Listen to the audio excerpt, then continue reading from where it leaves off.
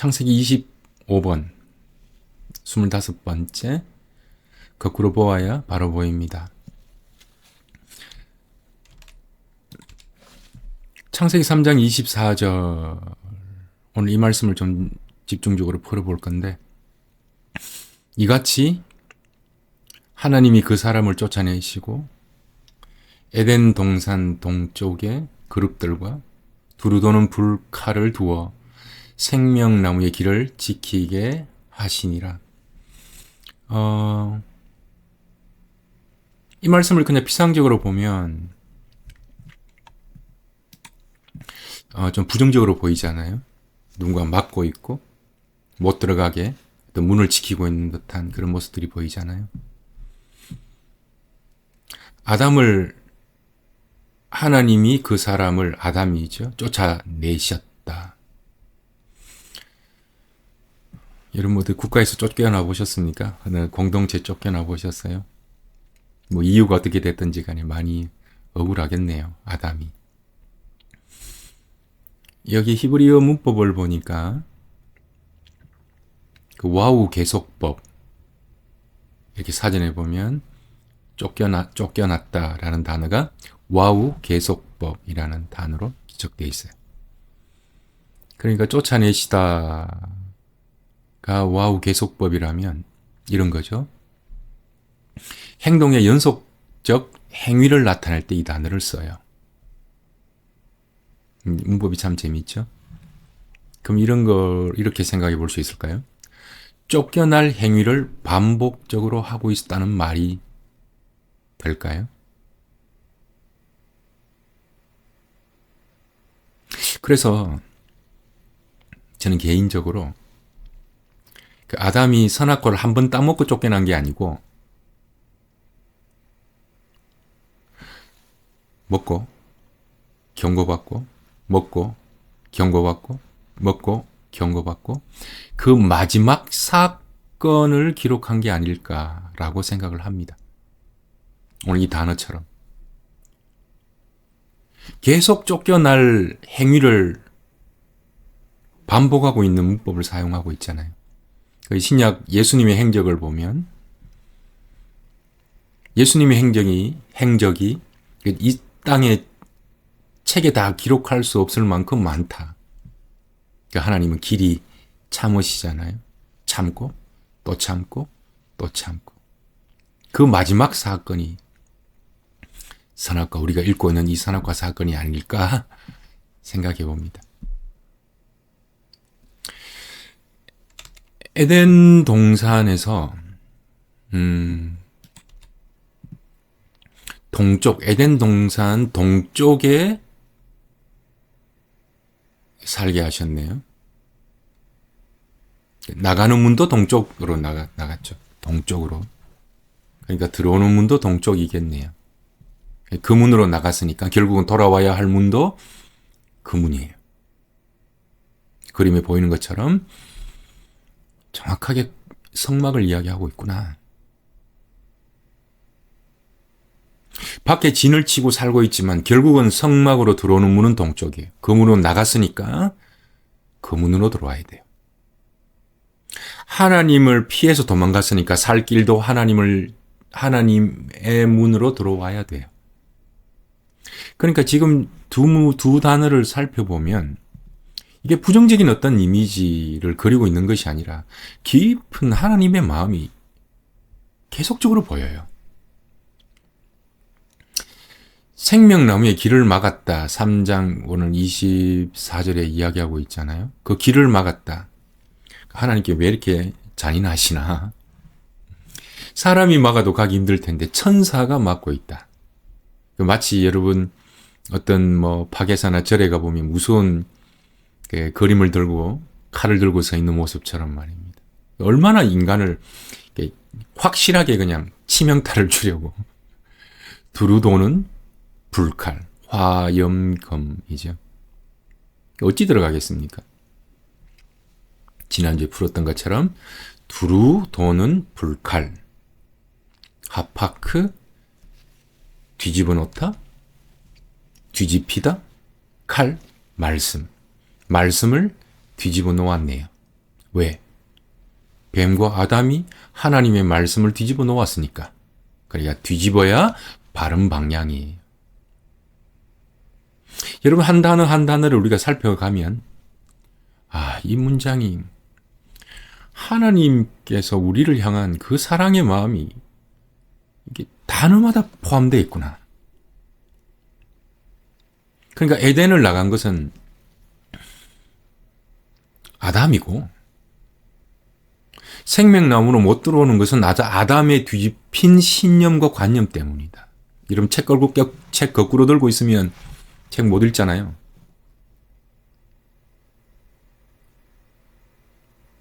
그러니까 뒤집어 놓다. 야, 아들아, 책을 거꾸로 보면 어떡하냐? 이게 뒤집어 놓는 거잖아요. 아들이 볼 때는 뒤집어 놓는 거잖아요.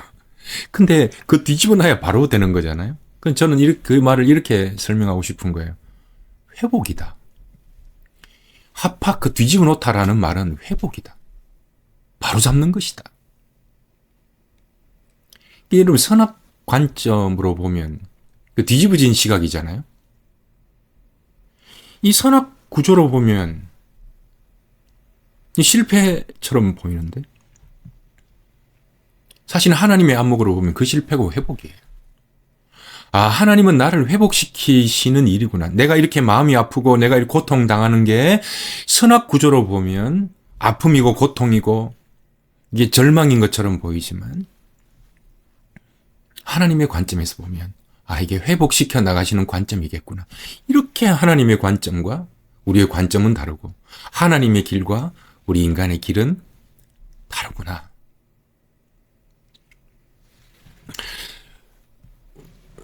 왜 아담은 하나님을 계속 떠나려고 할까요?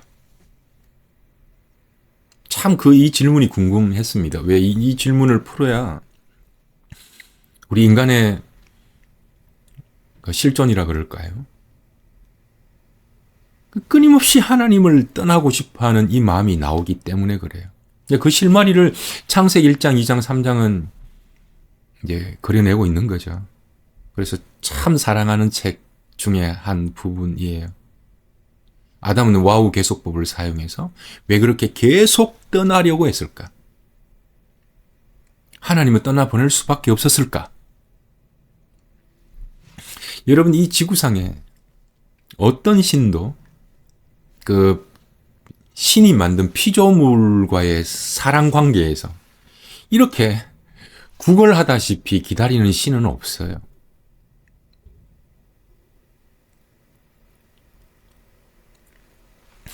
사람이 하나님을 떠날 수 있음, 이 안에서 하나님의 깊은 마음을 발견하게 됩니다. 하나님은 우리와 온전한 사랑의 관계를 맺고 싶어 하시잖아요. 그래서 이 온전한 관계를, 사랑의 관계를 맺기 위해서 사랑하지 않을 마음을 주셨습니다.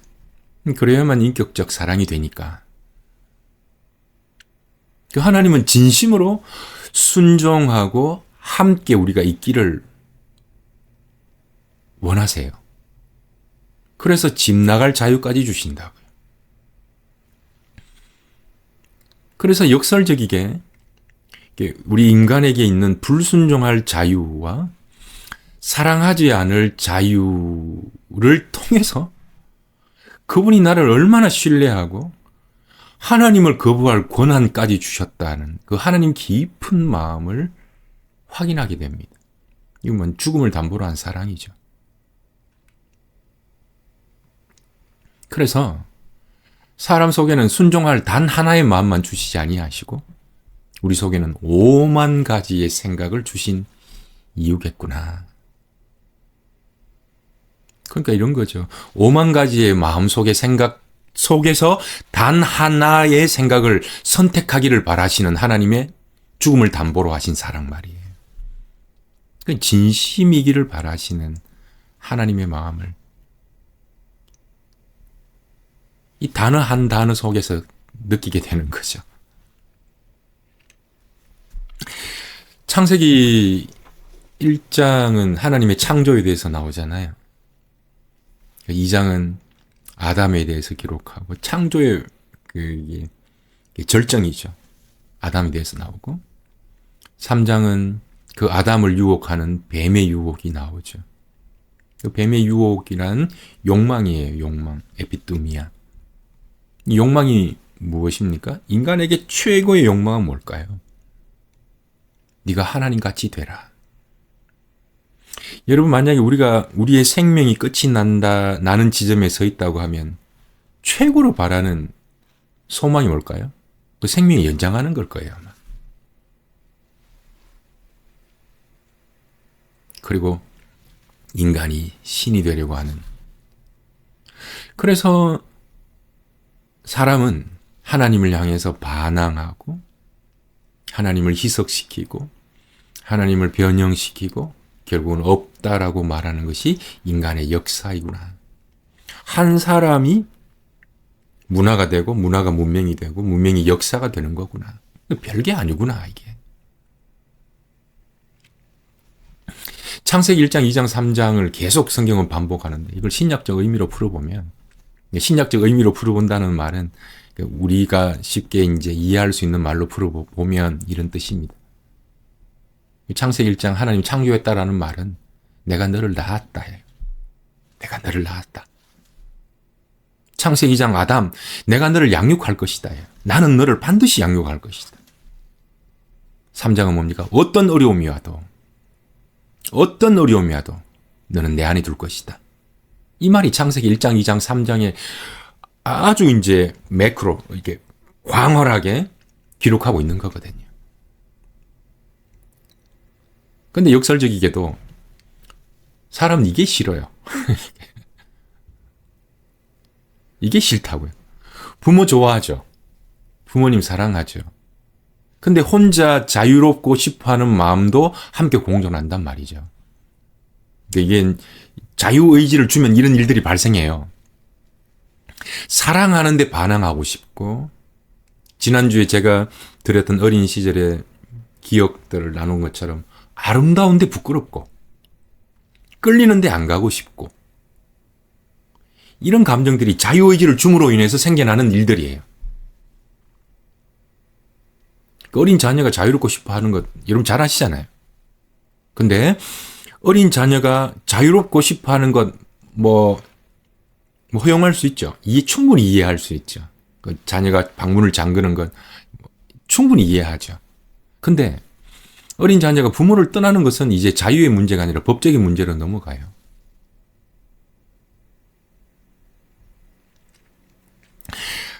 자녀는 떠나려고 하고 하나님의 사랑은 끈질기죠. 왜 그럴까요? 왜 하나님의 사랑이 끈질길까요? 그건 인간의 욕망과 고집이 죽을 만큼 끈질기기 때문에 그래요. 그러니까 인간의 욕망, 고집은요, 하나님을 떠나려고 하는 인간의 욕망과 고집은 누구 하나 죽어야 끝나요. 그래서 예수님 돌아가셨잖아요. 이게 십자가예요. 그만큼 강하다니까요. 잠시 훈련하고 잠시 교정받고 잠시 어떤 그 트레이닝을 받으면 인간의 어떤 욕망의 문제들, 고집의 문제를 꺾을 수 있을 것 같죠. 이게 죽은 만큼 강하다는 거예요.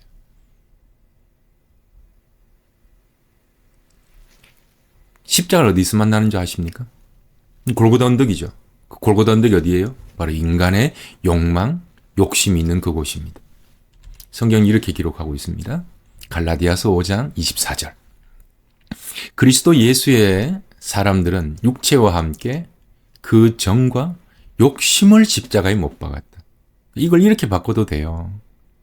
예수님은 우리의 욕심 때문에 돌아갔다. 이렇게 말하는 거예요.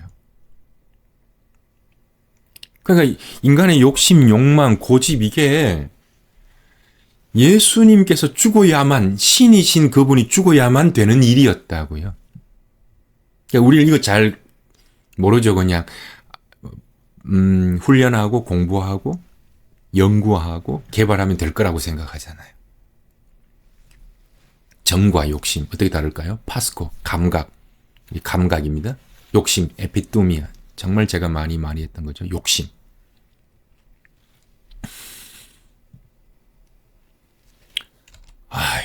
하나님 욕심 주지 말지. 질문. 하나님 욕심 주신 적이 있을까요? 없을까요? 뭐하러 욕심을 주셔가지고. 하나님 왜 주셨을까? 여러분, 하나님은 욕심 주신 적이 없어요. 욕구를 주셨죠.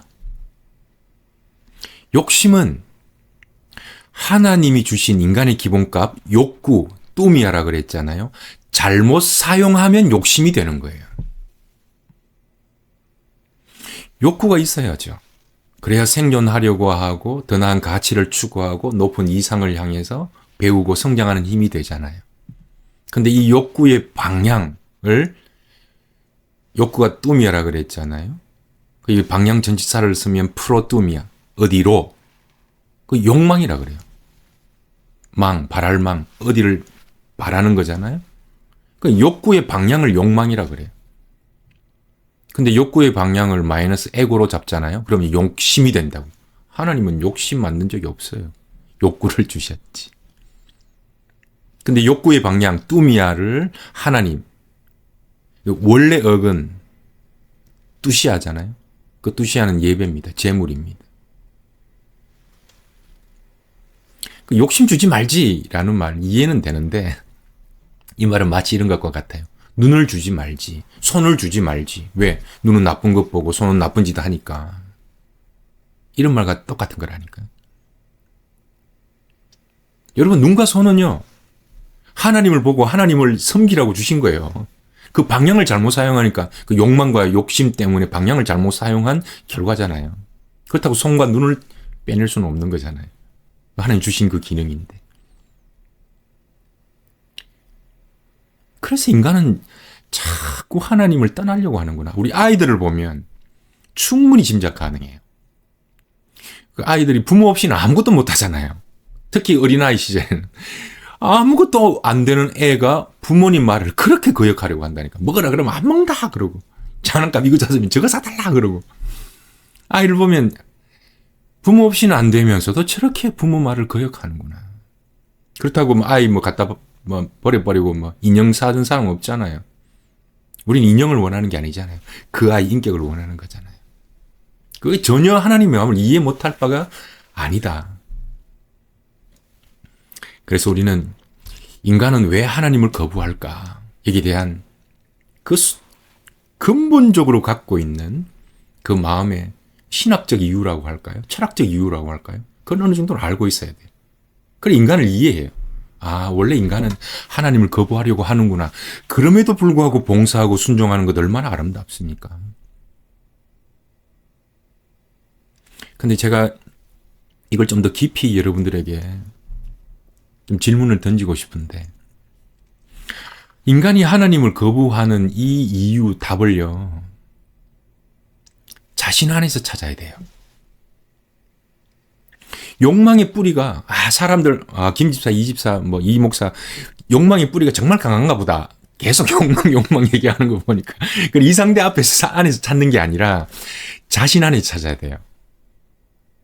욕망의 뿌리가 얼마나 강한지 자기 자신 안에서 찾는 그 과정 속에서 십자가를 만나요. 어느 정도 타락했는가 하면 절대 하나님을 안 찾을 만큼 타락해 있고요. 벌써 이제 거부 반응이 오잖아요. 어디까지 타락했는가 하면 생각, 감정, 의지, 행동 모든 부분까지 하나님을 찾지 않을 만큼 타락했다라는 것을 전적 타락, 전적 무능이라 그랬습니다. 아이, 목사님, 나는 착한 일 전혀 안 한다고요? 인간이 도덕적, 윤리적 실천을 전혀 안 한다고요? 이런 말 절대로 아닙니다. 그 타락의 범위를 얘기하는 거잖아요. 타락의 전적 무능이라고 말하는 건 하나님을 안 찾는다는 거예요. 하나님을 안 찾는 그 타락의 범위가 생각, 감정, 의지, 행동까지 영향을 미치고 있더라. 여기서 인간은 기본적으로 저항합니다. 딱 그냥 말이 귀에 거슬려요. 나는 좋은 일도 하고 착한 일도 하는데 왜 자꾸 타락했다고 하나? 인간을 이렇게 무가치하게 여기나? 뭐 이 정도면 괜찮지 않은가? 라고 생각을 하죠. 이해가 돼요. 당연히 그렇게 나와야 되고요. 근데 그와 함께 하나님 앞에 서면 어떤 일이 발생하는가 하면, 왜 그런가 하면, 우리가 선한 행동, 도덕적인 행동, 착한 행동을 해도, 뭐, 여러분 자신 스스로 잘 알 겁니다. 100% 완결, 완전 무결, 진공 상태라고 말할 수 없는 거잖아요. 그죠? 아무리 99.99% 순수하다고 해도 100% 완전 무결하다 이렇게 말할 수 있는 사람 없잖아요. 나르시스트가 아니고서는. 근데 100% 완전 무결하지 않은 인간이 100% 완전 무결하신 하나님 앞에 서면 어떤 일이 발생하는가 하면, 내가 한 일이 99.9%가 아니라 0.001%도 안 되는구나로 이 갭이, 이게 디스턴스가 생겨버려요. 왜? 하나님은 무궁무진하게 크시고 순수하시고, 그 무궁무진하게 순수하신 하나님 앞에 내가 서게 되면 내가 한 모든 일이 부정당해요. 그게 도덕적이지 않다. 우리 인간의 세상 속에서 좋은 일, 착한 일이 아니라는 얘기가 아니에요. 그 하나님 앞에서는 우리들 말이에요. 두 번째는 내가 한 일이 부정당하는 것이 아니라 내가 부정당해버려요. 한번 잘 들어보실래요? 이 부정당한다라는 말은 되게 네게티브한 뜻이잖아요. 이걸 저는 회복이라고 부릅니다. 이걸 자유라고 불러요. 왜? 뒤집혀져 있거든요. 그게 옳다고 믿고 있거든요. 그러니까 뒤집혀져 있는 것을 부정해야 바로 잡히는 거잖아요. 그래서 회복이 되는 거예요. 옛자는 야, 너 실패야 했던 그 생각이 뒤집어져 버리면 실패가 아니네, 회복되는 거잖아요. 이게 자유예요. 그 기독교의 자유는 옛자로부터의 자유고 죄로부터의 자유다.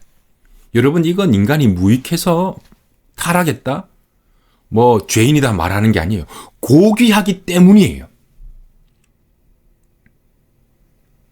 그래서 여러분이 한번 진지하게 내가 얼마나 하나님 앞에서 전적으로 하나님을 찾지 못할 사람이라고, 그 전적입니다. 도덕적, 윤리적 어떤 착한 일을 하지 않는다 이런 말 아니라고 말씀을 드렸습니다. 하나님과의 관계적 단어예요. 전적 타락과 전적 무능은. 그러니까 여러분들이 이걸 여러분 안에서 발견하라고 말씀드리는 게 뭔가 하면, 여러분이 하나님 안에서 얼마나 그 격차가 크냐 만큼 하나님을 예배합니다. 거기서 예수 그리스도를 만나요. 이게 역설적인 얘기이기 때문에 이게 그냥 귀에 딱 와닿지는 않지만 자꾸 들어보면 이런 개념들이 무언가가 있구나. 무엇인가 우리가 생각하고 우리가 보고 있는 어떤 이 현상계의 일이 아니라 무엇인가가 있구나. 그래서 인류 역사에 단 한 번도 교회가 사라지지 아니하고 예수 그리스도 특히 그 이후에 교회는 여러 가지 어려움을 당하고 여러 가지 공격을 당하지만 그 진리는 망한 적이 없구나. 위대한 일이죠. 여러분, 우리가 창세기를 이제 마무리할 즈음에서 우리가 창세기를 통해서 알게 된 여러 가지 그 많은 일들이 있잖아요. 이제 그 중에서 이제 성경에서 반복해서 쓴다는 건 그만큼 중요하다는 의미거든요. 창조 기사에 반복적으로 등장하는 단어들이 있어요. 그게 뭔가 하면 나누사.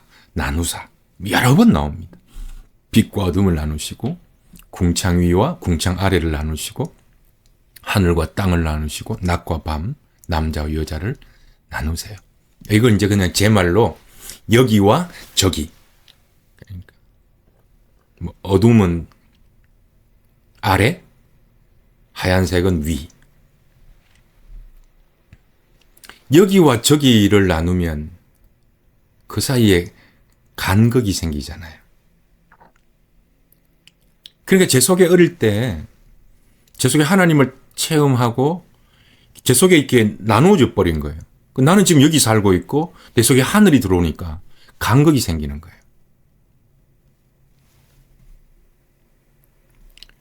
그러니까 예수를 믿게 되면, 예수 믿고 우리 몸이 그냥 천국 바로 가는 건 아니잖아요. 그죠? 내 몸은 여기 있잖아요. 아래에 있잖아요. 그러니까 지금 이 단어를 여기저기 이걸 땅과 하늘, 형이하악과 형이상악, 물질계와 비물질계 전부 다 이렇게 나눠도 전혀 무관합니다. 그러니까 어렵게 말하면 물질계와 비물질계로 해서 인간의 어떤 사상적인 어떤 흐름들, 역사들이 나오는 것이고, 형이사악, 형이하악이라고 말할 때 또 여기 따르는 어떤 논리라든가 어떤 이게 철학들이 여기서 계속 나오는, 말이 다 똑같은 개념이에요. 말을 어떻게 갖다 붙이느냐에 다른 거죠. 근데 저는 제 말 표현으로는 여기와 저기입니다. 여기와 저기. 동양적이기도 하고. 자, 여기와 저기가 생기는 이유는 위로 하나님의 생명이 내 속에 들어와 버리면 아래의 땅의 것으로만, 육신의 것으로만 살던 내게 하늘께 들어와 버려요. 그러니까 간극이 생긴다고요. 이 간극을 뭐라고 부르는가 하면 환란이라고 부릅니다. 갈등, 고통, 환란이라고 불러요. 그러니까 이 간극은 하나님께로 결국은 하나 되어야 된다라는 안내문이기도 하지만 그 묘한 긴장감, 불편함을 주는 경고문이기도 해요. 이 간극이. 왠지 불편해요. 아래의 것을 통해서 위를 아는 거죠. 이 땅의 삶이 그런 것 아닙니까? 아래의 것을 통해서 위의 것을 아는 거죠. 그 하늘의 뜻이 땅에서 이루어지는 거잖아요. 그게 이제 우리 일생이라고 부르는 거고요. 이 간극, 이걸 뭐 불편함. 저는 이렇게 불러보고 싶어요. 이 불편함이야말로 선물 중에 선물이 아닌가 생각합니다. 왜 그렇게 생각하는가 하면 우리 몸에 만약에 통증을 좋아할 사람 없잖아요. 그죠? 통증이 오면 불편하고 힘들잖아요. 괴롭잖아요.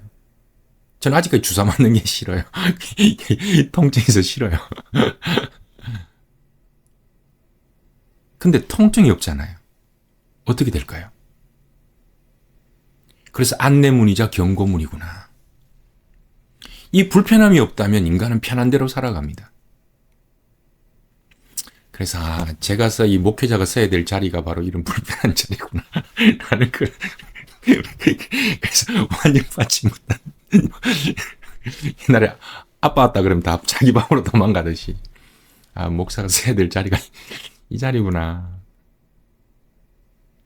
라고 조금씩 생각해 봅니다. 그래도 저는 얼마나 감사한지 몰라요. 제 왕따 시키지 않고 가면 그냥 계란도 삶아주고 음식도 주고 얼마나 저는 저한테 음식 갖다 주면 너무너무 감사해요. 아직까지 그래도 내팽개치지 않는구나 이런 생각들 때문에 좀 영양가 없는 얘기했습니다. 죄송합니다. 사람들이 이 간극, 불편함 때문에 이게 이제 사회화되고 문화화되고 문명화되면 이제 힘이 생기는 거잖아요. 헤게모니가 생기는 거잖아요. 그래서 이게 힘이 생기기 때문에 공동의 힘으로 반항하고 희석시키고 변형시키고 없다고 말하는 거구나. 이게 이제 문화요. 문화의 확장은 문명이구나. 결국은 창세기 1장, 2장, 3장을 뒤집어 놓으려고 한다. 쉽게 말하면 그거죠. 내가 좋다는 것 하는 것이고 내가 옳다는 것, 감정, 좋다 싫다, 생각, 옳다 그러다. 결국은 이 얘기구나. 결국은 이 얘기구나. 이걸 제가 어렵게 말하면 뭐 이성, 철학, 과학 이런 걸로 대체하는 것이고 쉽게 말하면 지금 내 삶의 문제가 지금 이렇게 삶이 안 풀리는데 무슨 보이지 않는 하나님 이야기냐 이런 얘기 아니겠습니까? 그러니까 그 결과로 보면 위와 아래 분리시키는 거죠. 나와 하나님을 분리시키는 것이고 신앙과 삶을 분리시키는 거죠. 근데 여러분 이건 꼭 아셔야 돼요. 우리 삶의 문제, 그 문화 문제, 트렌드 문제, 이게 사회 문제, 이건 어떤 개인의 문제가 아니에요.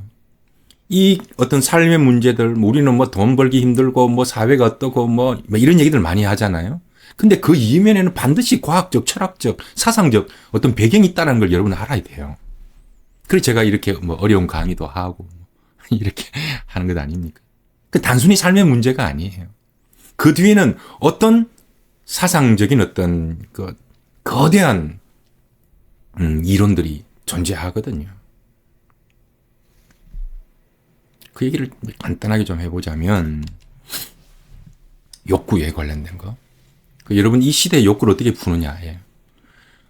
뭐 지금 아이들 보면 하고 싶은 너의 장래희망이 뭐냐, 뭐 어떻게 찾냐 그러면 하고 싶은 거예요. 이렇게 푸는 이유가 뭔가 하면 이걸 단순히 아이들이 그렇게 말하는 게 아니에요. 벌써 많은 철학자들, 많은 인문학자들이 강의 시간에 뭐라고 얘기하는가 하면 너의 가슴이 뛰는 일을 하라고 많이 가르쳤다고요. 그 아이들 그냥 단순하게 나오는 말이 아니에요. 그 뒤에는 어떤 철학적, 사상적, 어떤 교육학적인 배경들이 분명히 깔려 있다고요. 욕망을 어떻게 풉니까? 욕망을 해방시키라 그러잖아요. 욕망은 해방시키는 게 아니라 아까 얘기했죠. 욕구했죠. 뚜미야 방향을 바로잡는 것이다. 여러분 물고기에게 물에서 해방시켜준다 그러면 죽어요. 물고기. 욕구는 해방하는 게 아니에요. 원래 기능으로 회복과 방향을 수정하는 거거든요. 목사님 저는 욕심이 많이 없는데요. 그렇게 생각할 바가 아니라 욕심은 크든지 작든지 방향이 자기에게로 향해 있으면 욕심입니다. 우리는 많고 적음으로 욕심이 있다 없다고 보는 거잖아요. 뭐 어느 누가 어떤 기준으로 욕심을 정할 거예요? 그렇게 못 정합니다. 방향이 자기를 향해 있으면 욕심이다. 과학. 여러분 결론부터 말씀드리면 여러분 과학적이지 않으면 무논리로 들어가요. 저는 개인적으로 무논리를 극혐합니다.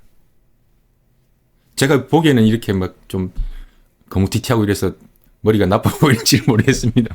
제 나름대로는 우리 가문은 굉장히 머리 좋은. 저는 무논리가 싫어요.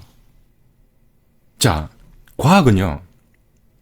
자연, 아래 물질계잖아요. 현상계잖아요. 이거 어렵게 얘기하면 더 어렵게 얘기할 수 있지만 아래 이거 물질계에 하나님의 성품을 설명하는 멋진 도구예요. 이 자연을 더 과학적이고 분석적으로 보게 하고요. 하나님의 자연 창조를 더 잘 설명합니다. 근데 목사님 지난주에 과학을 비난했잖아요. 아니요. 과학과 과학주의를 구분해야 돼요. 과학은 체계적이고 논리적으로 설명하는 거잖아요. 근데 과학주의는 종교예요. 예를 들면 이런 겁니다. 과학이라는 건 이 자연계의 실험, 과학은 실험하고 증명 대상이 돼야 돼요. 그거 없으면은 과학이 아니에요. 실험할 수 있고 증명 가능한 것이어야 돼요. 근데 과학주의는 뭔지 알아요? 실험하고 증명 가능하지 않는 것을 뭐라고 부르는가 하면 없는 것으로 믿는 겁니다. 눈에 보이지 않는 건 없는 것이라고 믿는 그게 비과학적인 거예요. 그걸 종교라 그래요. 그러니까 과학과 과학주의는 완전히 다른 겁니다. 여러분 신을 어떻게 증명합니까? 영역이 완전히 달라요. 여러분 생각해 보세요. 신을 인간의 머리로 증명할 수 있으면 그게 신입니까? 이건 과학이 아니에요. 과학주의예요. 과학은 신을 증명하는 학문이 아니에요. 자연 법칙을 찾아내는 학문이라고요. 근데 과학이 뛰어올라서 하나님의 자리까지 뛰어올라서 나는 증명할 수 없으니 신은 없다. 누가 이런 얘기를 할 수 있냐고요. 교육. 이런 얘기 하나하나 찾아 나가 보면 정말 재밌습니다, 여러분. 이게 우리의 생각의 확장을 열어주고요. 제가 아는 우리 교수님, 친구 교수님들, 과학자들 정말 신앙 좋으신 분들 많아요. 또 반대로 과학하시는 분 중에서 정말 많은 숫자들이 하나님을 떠나시는 분들도 많아요.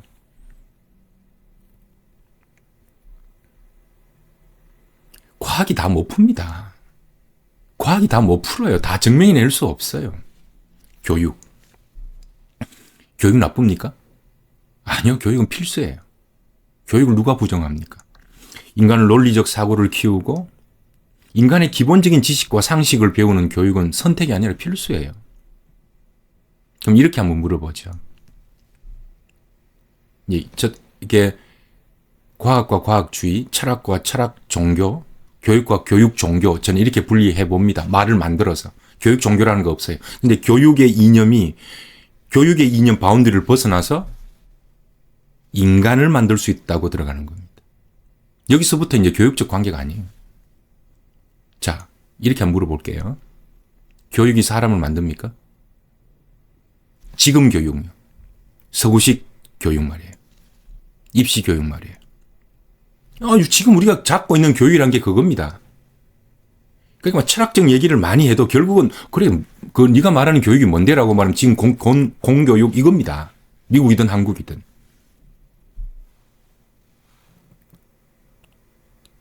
그러면 지금 교육이 사람 만든다면 공부 잘하면 사람 됨됨이가 좋아져야죠. 여러분 이 사회에 진짜 무서운 악을 행하는 사람이 IQ 높은 사람일까요? IQ 낮은 사람일까요? 그럼 목사님 공부 못하면 사람 됨됨이 됩니까? 아니요. 그것도 아니에요. 제가 지금 무슨 말씀을 드리려고 하는가 하면 교육은 인간 됨됨이를 만드는 궁극적인 답이 아니라는 걸 말씀을 드리는 겁니다. 자, 인간을 지정의라고 한번 말해 볼게요. 인간이 됨됨이라고 말하는 건 지정의 다 포함하는 거란 말이에요. 지는 좀 이따 설명하고요. 정.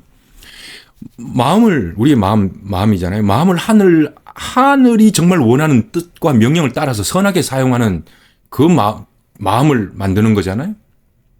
지금 교육이 인간의 마음을 순리대로 하늘의 뜻을 따르는 마음 만든다고요? 교육을 많이 받으면 범죄가 사라진다고요? 그러면 정치판이나 어떤 지금 머리 좋은 그 판에는 범죄가 없어야 되네요. 왜 최고 많이 배웠으니까. 그런 차원의 이야기가 아니라는 얘기예요. 의지. 하늘의 뜻을 따라 내 몸을 움직이는 것. 자, 지는 뭡니까? 그러니까 이걸 전체 포함해서 인간됨됨이에요. 지정의. 지금 교육이라고 말하는 건 인간의 지식적인 교육을 담당하는 한 부분이에요. 한 부분일 뿐이라고요. 그래서 사람은 책상에서 머리에 많이 집어넣는다고 인간 되는 게 아니에요. 많이 가르치고 더 많이 가르친다고 사람 될 것 같지만 성경은 뭐라고 말하는 줄 알아요? 창세기에 사람 만들려면 남자와 여자를 구분해 놓고 그 속에 이슈야 성령께서 깨고 다듬어야 인간 된다고 성경은 말하고 있습니다. 그런데 그 자리를 교육이 대신한다고요? 교육은 한 부분이라고요. 교육이 성경을 대신할 수 없습니다.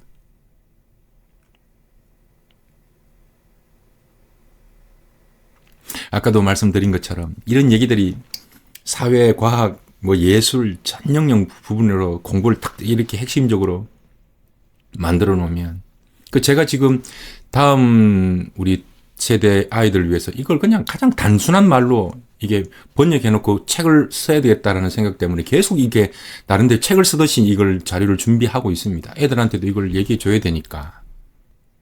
여러분 지금 먹고 사는 문제 이거 복잡한데 목사님 이게 지금 과학, 철학 이 수요일 날 모여서 이 얘기 이렇게 말할 바가 아니에요. 지금의 문제는 눈에 보이는 문제는 그 뒤에 어떤 보이지 않는 어떤 백그라운드의 사상들이 있다라는 걸 말씀을 드리는 거예요. 여러분이 이런 얘기들을 지금 제 나름대로는 굉장히 쉽게 설명하려고 이 본문을 계속 준비하고 다듬고 합니다. 어렵게 설명하려면 더 어렵게 설명할 수도 있는데 제 나름대로는 몸부림이에요. 마지막 한 가지만 더 얘기를 하면 이제 밖에 이야기 그만하고 우리 안에 이야기를 한번 해봅시다. 우리 안에도 두 극단이 있더라는 거예요. 첫째는 이제 위의 것만 너무 강조하는 거죠. 뭐 영성, 신비, 영적 이런 거 있잖아요. 그러니까 땅의 것은 나쁜 것, 위의 것은 좋은 것이라고 보는 흑백 논리죠. 여러분 이걸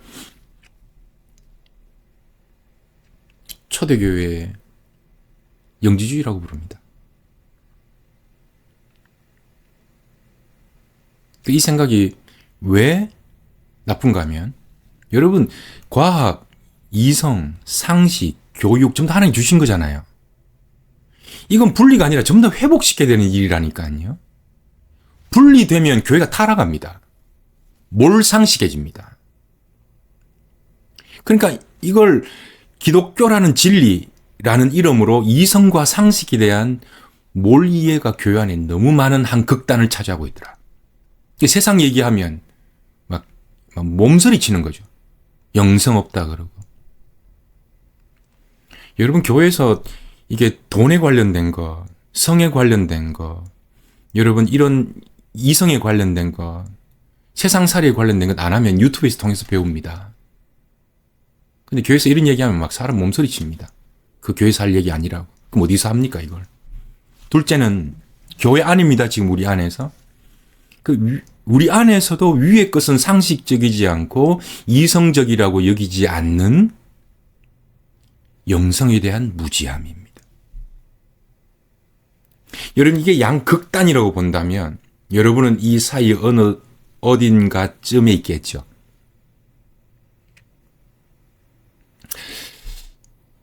위의 것, 이성과 상식에 대한 몰이에.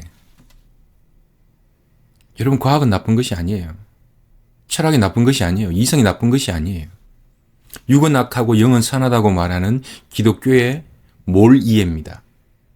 비상식이에요 이게. 여러분 이 교회는 하늘의 뜻을 이 땅에서 실현해내야 될 곳이 교회예요. 근데 딱 분리시켜버리잖아요. 교회 안에서. 저는 밖은 그렇다 할지라도 제가 할 수 있는 영역은 이 교회 안에서 이 분리됨을 없애야겠구나. 하나님의 섭리가 인간 안에서 창조되었잖아요.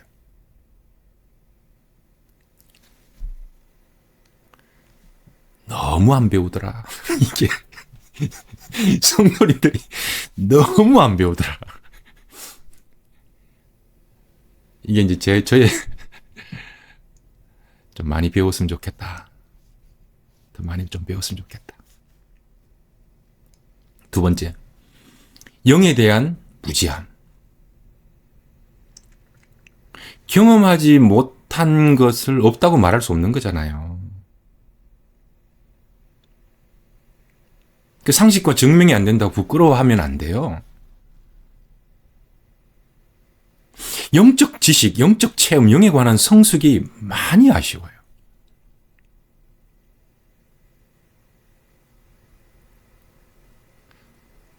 몸이 이게 영이 열리면 좋은데 이게 몸이 열리면 막 사람이 활기차잖아요. 이게 막 피가 돌고 막 활기가 차잖아요. 그 생각과 감정이 열리면 굉장히 사람이 긍정적입니다.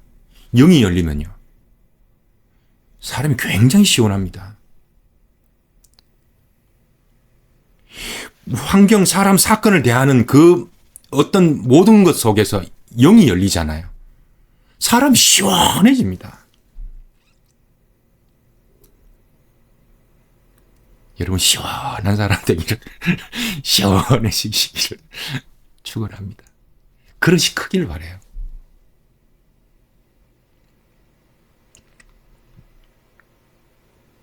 누군가 한 사람이 이게 막 유튜브에 나와서 뭐 가슴이 뛰는 일을 해라, 욕망이 원하는 걸 하라 그러면 점점 이 사상이 그 사람 영향이 크면 클수록 점점 반사회적, 반국 기독교적으로 물들어가요. 똑같이 한 사람의 영성이 열린 사람을 통해서 진리도 서서히 회복해 나갑니다. 그러니까 여러분 더 깊은 영성을 추구하라. 더 영성을 추구하라. 그 성경은 이렇게 이야기하죠. 오직 사랑 안에서 참된 것을 하여 범사의 그에게까지 자랄지라. 범사의 그에게까지 자랄지라. 여러분 과학적 논리적 이성으로 그건 한계가 있다고요. 좋은 거지만 하나님을 다 설명할 수 없어요. 히브리서 11장 3절은 이렇게 말합니다. 믿음으로 모든 세계가 하나님의 말씀으로 지은 줄 우리가 아나니 보이는 것은 나타난 것으로 말미암아 된 것이 아니다. 성경 얘기하잖아요. 보이는 게 다가 아니다.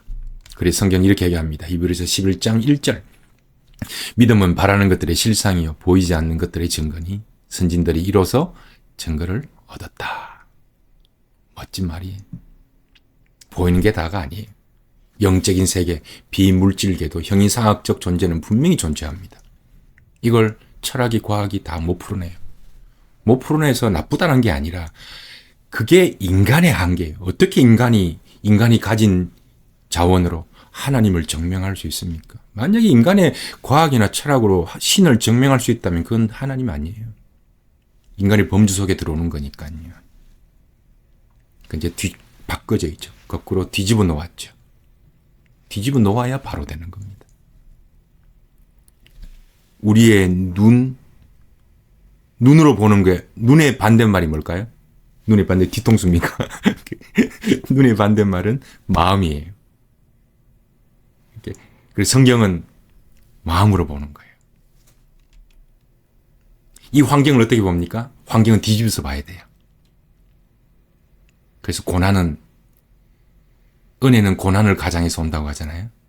아, 실패네, 두렵네가 아니라 하나님은 전지전능하셔서 이미 다 알고 계시네. 뒤집어서 보는 거죠. 이걸 영성이라 그래요. 영안이라 그래요. 이걸 어떻게 과학으로 설명합니까? 아, 왜 이렇게 슬프지? 왜 이렇게 안 되지?가 아니라 이걸 뒤집어 보면 하나님께서 나를 반드시 선한 길로 인도하시네. 내 기준대로 왜 이렇게 안 되지가 아니라 하나님은 어떻게 하실까? 왜 이렇게 화가 날까가 아니라 하나님이라면 어떻게 하실까? 왜 이렇게 가진 것이 없고 만족이 없지가 아니라 하나님은 나에게 필요한 모든 것을 다 주셨네. 뒤집어서 생각하면 바로 보입니다.